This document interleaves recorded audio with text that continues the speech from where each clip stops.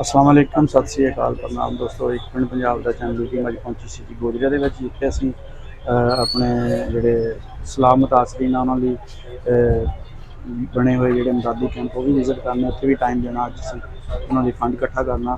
उस दे नाल साडे इत्थे गोजरे के सरदार तजिंदर सिंह भी साडे नाल मौजूद आ।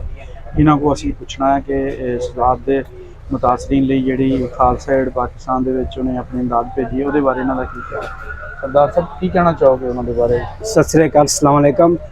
इन्हें बारे असी यही कहना चाहते हैं कि जोड़ा काम होया वा साड़ा सीना भी चौड़ा हो गया और जो इंसानी दा दर्स है ना वो एक कायम हो गया वा पाकिस्तान च। साड़ी बड़ी दिल खुशी हुई है। हर जगह पे यही काम होना चाहिए कि मजहब तो हट के इंसानियत देखी जाए। जी बिल्कुल, इंसानियत सब तो बड़ी चीज़ है। और जोड़े काम ये हो रहे हैं अगर इस तरह ही होता रहे ना, एक खुशहाल मुल्क और खुशहाल दुनिया बन जाएगी। इस तरह बिल्कुल, ये एक मजहब तो कौमीयत तो शिदत पसंदी तो ऊपर हो के सोचने वाली गल आ। हाँ जी, बिलाशुबा प्यार जड़ा ना बहुत बढ़ेगा। बिल्कुल इस तरह ही बढ़ेगा। इस तरह अगर कम होते रहे तो बहुत प्यार बढ़ जाएगा, लेंदे बजा चढ़ते बजा इकट्ठा हो जाएगा और ये सारे कुछ मिट जाएगा। सिर्फ इंसानियत और भाईचारा रहेगा। अच्छा सरदार तजिंदर सिंह जी, तुसी गोजरे दे विच दुकान कर रहे हो, तुहानू कदे किसी किस्म का कोई प्रॉब्लम कोई मसला बनया भी तुसी एज अ सिख इत्थे काम कर रहे हो?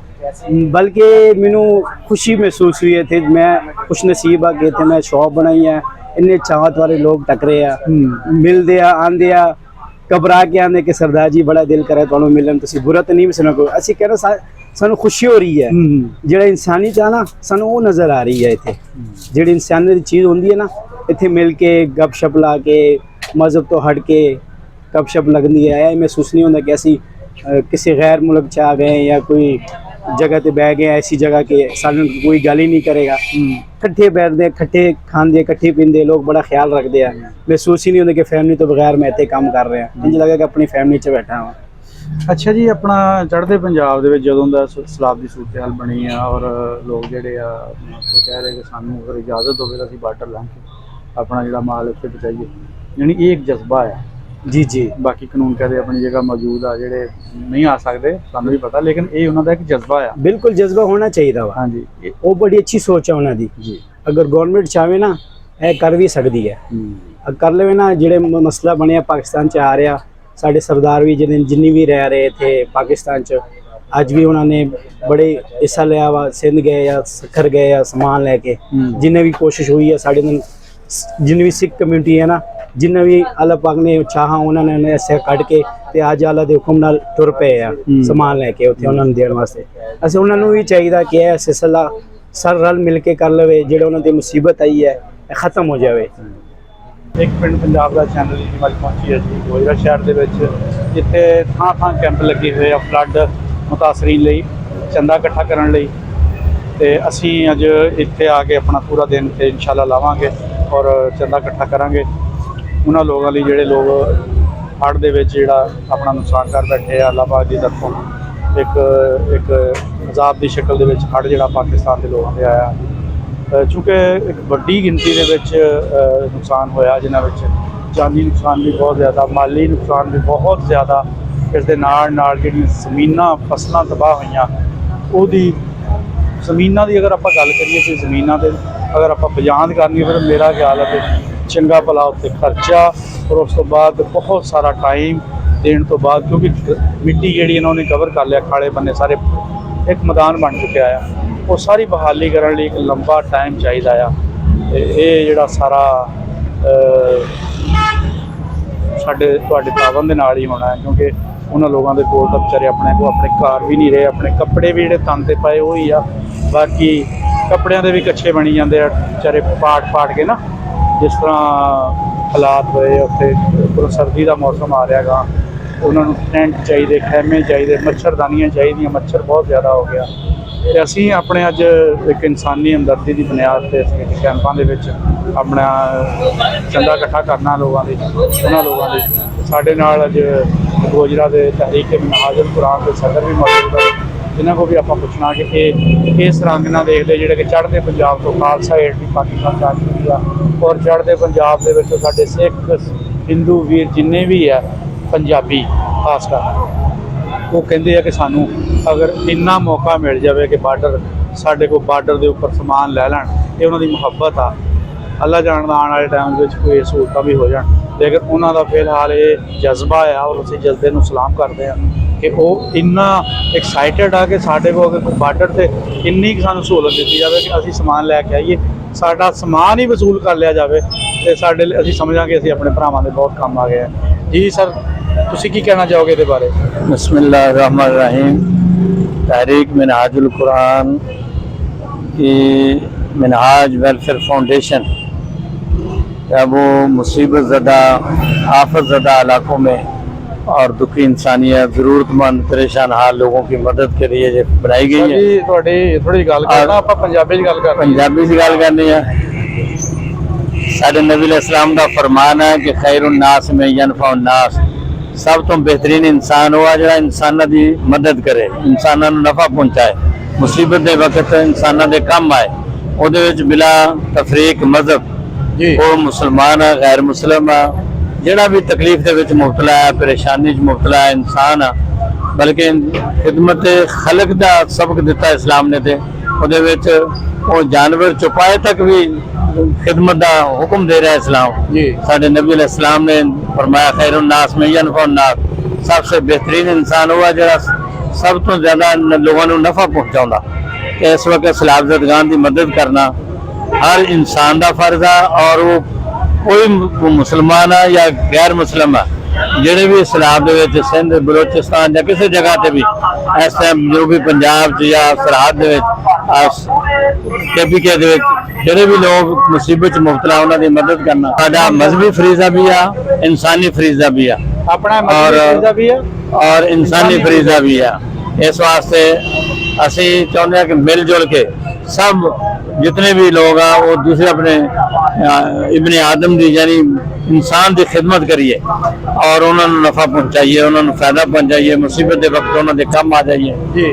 और वो किसी इलाके के भी रहने वाले लोग आ सारे की ਅਸੀਂ ਉਹਨਾਂ ਲੋਕਾਂ ਦੀ ਮਦਦ ਕਰੀਏ ਔਰ ਕਿਸੇ ਮਜ਼ਹਬ ਨਾਲ ਵੀ ਤਾਲੁਕ ਰੱਖਦੇ ਆ ਜਿਹੜੇ ਮੁਸੀਬਤ 'ਚ ਮੁਬਤਲਾ ਅਸੀਂ ਉਹਨਾਂ ਸਾਰੇ ਲੋਕਾਂ ਦੀ ਮਦਦ ਕਰਨ ਵਾਸਤੇ ਤਹਿਰੀਕ ਮਿਨਹਾजुल कुरान भी अपनी वेलफेयर तंजीम गोयरे 'ਚ ਕੰਮ ਕਰ ਰਹੀ ਹੈ और गोयरे ਦੇ ਵਿੱਚ ਇਸ ਟਾਈਮ तक ਆਪਣੇ 5 ਲੱਖ ਦੇ करीब नकदी भी पेश कर चुकी है और कई ट्रक सामान भी पेश कर चुकी है। और इस टाइम भी है कैंप बिल्कुल मलका वाले चौक के करीब 20 मार्च साहब का जो है वो ला के बैठे हुए गोयरे शहर के और दाएं बाएं के लोगों तो अपील है कि वो इस इंसानियत की खिदमत वास्ते अपनी इमदाद लैके इतने हाजिर हो। और जोड़े भी मुसलमान दुनिया तो बाहर गैर मुस्लिम दुनिया भी लोग मौजूद है, जिस तरह के मुल्क भी खिदमत कर रहे हैं, अगर कोई बाहर साढ़े बार्डर तो पार लोग भी उन्होंने खिदमत करना चाहते हैं तो उन्होंने भी इजाजत होनी चाहिए तो भी खिदमत करना आके और कम अज कम वो अपनी खिदमत पाकिस्तान उन्होंने कबूल कर ले और अपने इंसानी दुनिया के जिहड़ी जगह भी बैठे हैं दुनिया के जिहड़ी जगह ते कोई भी है किसी मजहब नाल ताल्लुक रखदा है हाँ जी सारिਆਂ ਦੀ ਉਹਨਾਂ ਦੀ ਮਦਦ ਜਿਹੜੇ ਜੀ ਆਪਣੇ ਗੁਰਦੁਆਰਿਆਂ ਵਿੱਚ ਵੀ ਪੈਸੇ ਇਕੱਠੇ ਕਰਦੇ ਆ ਜਿਹੜੇ ਵੀ ਮੁਲਕਾਂ ਵਿੱਚ ਬੈਠੇ ਆ ਨਾ ਜੀ ਉਹ ਪੈਸੇ ਇਕੱਠੇ ਕਰਦੇ ਆ ਜਿੰਨੀ ਜਿਸ ਕਿਸੇ ਦੀ ਹਿੰਮਤ ਆ ਉਹ ਉਨੀ ਆਪਣੀ ਨਾ ਹਿੰਮਤ ਆਪਣੇ ਜੇਬ ਦੇ ਵਿੱਚੋਂ ਅਮਦਾਦ ਕੱਢਦੇ ਆ ਤੇ ਉਹ ਜਮ੍ਹਾਂ ਕਰਕੇ ਨਾ ਜੀ ਪਾਕਿਸਤਾਨ ਭੇਜ ਰਹੇ ਆ ਤਾਂ ਕਿ ਜਿਹੜੇ ਸਾਡੇ ਮੁਤਾਸਰੀਨ ਆ ਉਹਨਾਂ ਦੀ ਮਦਦ ਹੋ ਸਕੇ। ਤੇ ਇਹ ਇੱਕ ਮੈਂ ਸਮਝਦਾ ਆ ਕਿ ਦੇਖੋ ਸਲਾਬ ਤਾਂ ਅੱਗੇ ਵੀ ਆਉਂਦੇ ਸੀ, ਬਹੁਤ ਵਾਰੀ ਆਫਤਾਂ ਪਾਕਿਸਤਾਨ 'ਚ ਆਈਆਂ, ਲੇਕਿਨ ਇਹ ਜਿਹੜੀ ਆਫਤ ਇੱਕ ਸਲਾਬ ਦੀ ਸ਼ਕਲ 'ਚ ਆਈ ਆ, ਇੱਕ ਤਾਰੀਖ ਰਕਮ ਕਰ ਦੇਗੀ।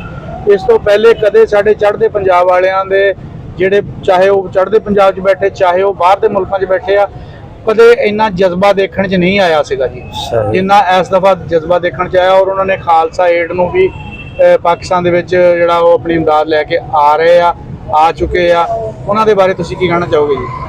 एज ए इंसान उन्होंने भी मदद करने का हक हासिल होना चाहिए, वो भी मदद कर जिस तरह के यूरोप के लोग मुल्क मदद करते हैं भी खालसा एड वाले जानी सिख जो साढ़े हमसाए आ वो भी मुसलमानों के और इस इंसानियत के हमदर्दी के नाते आके सलाफतगान की मदद कर उन्होंने इजाजत होनी चाहिए और सब की मदद कबूल करनी चाहिए।